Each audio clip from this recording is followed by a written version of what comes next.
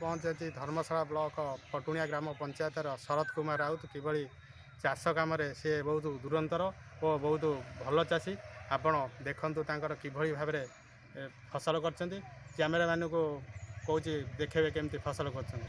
ହଁ, ଚାଷ କାମ କରିବାଟା କେତେ କଷ୍ଟ ଆପଣ ସେଟା କୁହନ୍ତୁ, କିଭଳି ଭାବେ ଚାଷ କରିବାଟା କେତେ କଷ୍ଟ।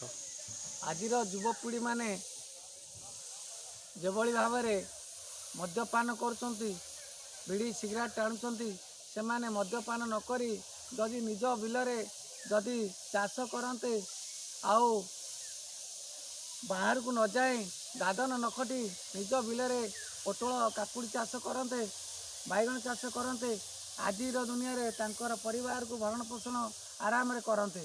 କିନ୍ତୁ ସେସବୁ ନକରି ସେମାନେ ଦାଦନକୁ ଯାଉଛନ୍ତି, ଆସିଲା ବେଳକୁ ମଲା ଶରୀରକୁ ଆସୁଛନ୍ତି, କିନ୍ତୁ ଶରୀର ଆସୁଛି ସତ୍ୟ, ଜୀବନ ନାହିଁ।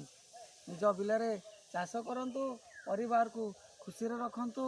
ଆଉ କାକୁଡ଼ି ଚାଷ ହେଉ, ଆଦି ଚାଷ, ବାଇଗଣ ହେଉ, ବିଭିନ୍ନ ପ୍ରକାର ଚାଷ କରନ୍ତୁ।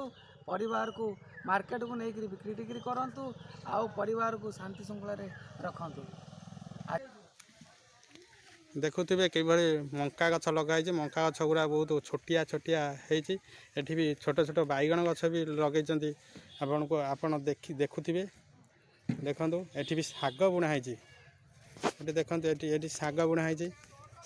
ଶାଗ ସେକରେ ଦେଖନ୍ତୁ ଲଙ୍କା ଗଛ ଲଗେଇଛନ୍ତି। ଲଙ୍କା ଗଛ ଆପଣ ଦେଖୁଥିବେ, ଲଙ୍କା ଗଛ କିଭଳି ଭାବରେ ଲଗେଇଛନ୍ତି। ହୁଡ଼ା ବି ଦେଇଛନ୍ତି, ପାଣି ବି ମଡ଼େଇଛନ୍ତି। ଦେଖୁଥିବେ ଏଠି ଦେଖନ୍ତୁ କଲରା ଗଛ ଲଗା ହେଇଛି। ଆଉ ଏକରେ ଦେଖନ୍ତୁ ଏତେ ସୁନ୍ଦର ଭାବେ କାକୁଡ଼ି ଫୁଲ ଫୁଟିଛି। ବହୁତ ଫୁଲ ଫୁଟିଛି କାକୁଡ଼ି ଫୁଲର, ଆପଣ ଦେଖୁଥିବେ। ଆଉ ଦେଖନ୍ତୁ କିଭଳି ଚାଷୀ କେମିତି ତୋଳୁଛନ୍ତି, ଆପଣ ଦେଖୁଥିବେ।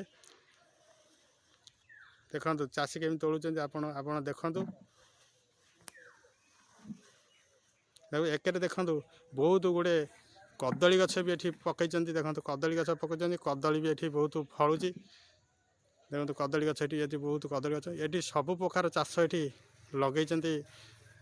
ଚାଷୀ ଲଗେଇଛନ୍ତି, ସବୁ ପ୍ରକାର ଫସଲ ଲଗେଇଛନ୍ତି। ଯାହା ହଉ ଚାଷୀକି ଧନ୍ୟବାଦ। ଏତିକି କାମ କରିକି ଜୟ ଯବାନ ଜୟ କିଷାନ ଯେଉଁଟା ନାରା ଦେଉଛନ୍ତି, ଏଇଟା ମୁଁ ସତ୍ୟ ଭାବେ ମୁଁ ଭାବୁଛି। ସରକାର କିଛି ପଦକ୍ଷେପ ନିଅନ୍ତୁ।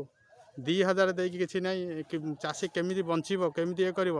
ଚାଷୀ ପାଇଁ କିଛି ମାସକୁ ମାସ କିଛି ଭତ୍ତା ଆକାର 5000 ଚାଷୀଙ୍କୁ ଚିହ୍ନଟ କରିଦେଲେ ବହୁତ ଭଲ ହେବ ଓ ସମସ୍ତେ ଉପକୃତ ହେବେ।